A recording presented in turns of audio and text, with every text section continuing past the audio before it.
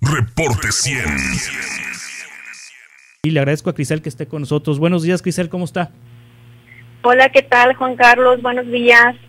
Con mucho gusto aquí aprovechando el espacio y estando a la disposición. Sí, ¿por qué se interesó en el tema del río Sonora y la participación de los habitantes del propio río Sonora en organizaciones civiles? Básicamente mi punto de enfoque desde el principio, cuando me planteé una investigación doctoral, fueron las organizaciones de la sociedad civil. Siempre me he sentido atraída por la actividad que desarrollan estos grupos y el impacto que tienen en la sociedad en términos muy diversos, sociales, ambientales e incluso políticos. Cuando yo me acerqué al Colegio de Sonora con un primer planteamiento de investigación, se hizo una investigación a un proyecto que ya traía el Departamento de Desarrollo, Sustentabilidad y Género, donde se integraron diversidad de investigaciones desde distintas perspectivas para estudiar la problemática que se estaba dando en el río Sonora desde el 2014. Imagínate que yo empecé esta investigación en el 2016, a ese tiempo ya habían pasado más de 2 años desde el inicio de la problemática, entonces se me hizo una invitación a integrarme con mi perspectiva de las organizaciones de la sociedad civil, a trabajar con estas comunidades, a tratar de aportar desde la investigación, desde las ciencias sociales, a la situación que se estaba dando en estas comunidades. Sí, los comités de cuenca son las organizaciones más visibles en el río Sonora que han estado vigentes y que han estado en el tema. En la investigación es hacia las organizaciones que formaron los propios habitantes del río Sonora o de las que de fuera de Sonora llegaron a apoyar a los habitantes del río Sonora. Ahí está, por ejemplo, la organización Poder. Claro que sí, los comités de cuencas efectivamente son estas acciones que se han visibilizado mucho más porque nacieron a partir del conflicto, se organizaron a partir del conflicto surgido a partir del derrame y pues han tenido gran visibilidad en prensa, gran visibilidad también en redes sociales y básicamente esta visibilidad se ha debido a que no han parado de trabajar desde el primer momento de la formación. Dentro de la investigación se analiza el proceso de formación de todos los grupos, incluyendo los comités de cuenca del río Sonora, que se formaron a partir del derrame, integrados por diferentes miembros de las comunidades afectadas, ya sean reconocidas o no reconocidas oficialmente, pero también se investigan todas estas organizaciones de la sociedad civil que llegaron desde afuera, ya sea que tengan sede en la Ciudad de México, en Sinaloa, en otros estados, incluso aquí en Hermosillo. Básicamente se trató de investigar, uno, los procesos de formación de las organizaciones, tanto formales o informales, que surgieron de las comunidades del río, y dos, qué tipo de relaciones, qué tipo de redes formales se empezaron a integrar entre estos dos diferentes esquemas de organizaciones de la sociedad civil enfocadas en la misma problemática, enfocadas básicamente en la resolución y atención de todas las situaciones, de todos los impactos que tuvo el derrame. Sí, han sido litigios fundamentalmente los que han encabezado los comités de cuenca, litigios para que se repare el daño, para que se limpie el río, para que se cumpla con los compromisos que se hicieron en el fideicomiso Río Sonora, para que se pongan en acción las plantas potabilizadoras, en fin, una serie de temáticas que han quedado pendientes y por parte de los comités de cuenca pues se han promovido recursos legales ante tribunales. El caso está en la Suprema Corte de Justicia de la Nación, justamente también le ha tocado a la Suprema Corte de Justicia intervenir en esta circunstancia. Pero ¿cómo saber, Crisel Yalitze Lugo Gil, doctora en Ciencias Sociales por el Colegio de Sonora, cuando una organización civil tiene un objetivo, digamos que realmente auténtico, ligado con lo medioambiental, ligado con la parte económica del río Sonora, ligado con la minería sustentable y no hay intereses de sindicatos o intereses políticos de por medio? Porque mucho se decía que el sindicato de Napoleón Gómez Urrutia movía los hilos de varias organizaciones civiles. De hecho, dentro de la investigación, Juan Carlos, se analiza la intervención de todas estas organizaciones, instituciones, ¿de acuerdo? Sí. Incluyendo la posición que tuvo el sindicato en en su tiempo, principalmente en los inicios de la acción colectiva. Aunque ahorita los comités de Cuenca del Río Sonora son las principales organizaciones, como te comentaba anteriormente, las más visibilizadas porque son las que han mantenido mayor organización y mayor actividad, principalmente a través de estrategias legales. En un principio, según el análisis que se analizó, la manera en que se recopiló información a través de prensa, a través de entrevista, a través de acercamiento de los mismos participantes de las actividades que se dieron principalmente en 2014, principios de 2015, ya que se hizo una reconstrucción cronológica de cómo inició la acción colectiva, incluso antes de que surgieran estos grupos, ya con integrantes denominados con un nombre definido. La acción empezó básicamente a través de protestas. Si recuerdas, en un principio se visibilizaban los bloqueos de carreteras, incluso bloqueos del tren en la parte norte del estado, bloqueos en diferentes zonas, ¿de acuerdo? Así fue como inició o como se comenzó a visibilizar la acción colectiva desde las comunidades del Río Sonora y apoyadas o acompañadas hasta cierto grado por diversidad de organizaciones.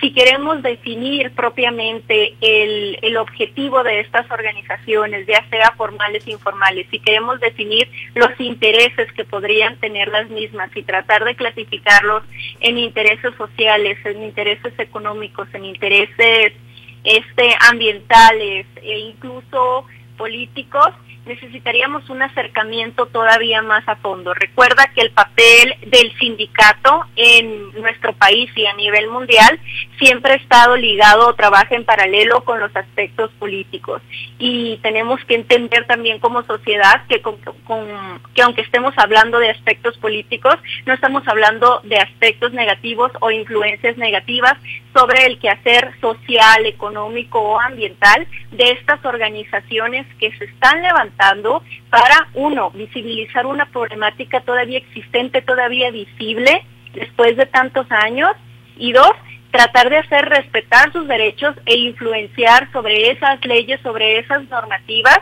que desgraciadamente no están cumpliendo su función para defender sus derechos en términos sociales, ambientales y económicos. Y al final de cuentas, el objetivo es tener una influencia sobre estos contextos políticos, sobre este esquema representativo. Sí, son 7 años del derrame en Río Sonora, 7 años de esta tragedia ambiental, la más grande en la industria minera de México, así se llegó a catalogar por parte del gobierno de Enrique Peña Nieto. En estos 7 años, ¿cuál ha sido la aportación más importante de estas organizaciones civiles para las comunidades del Río Sonora?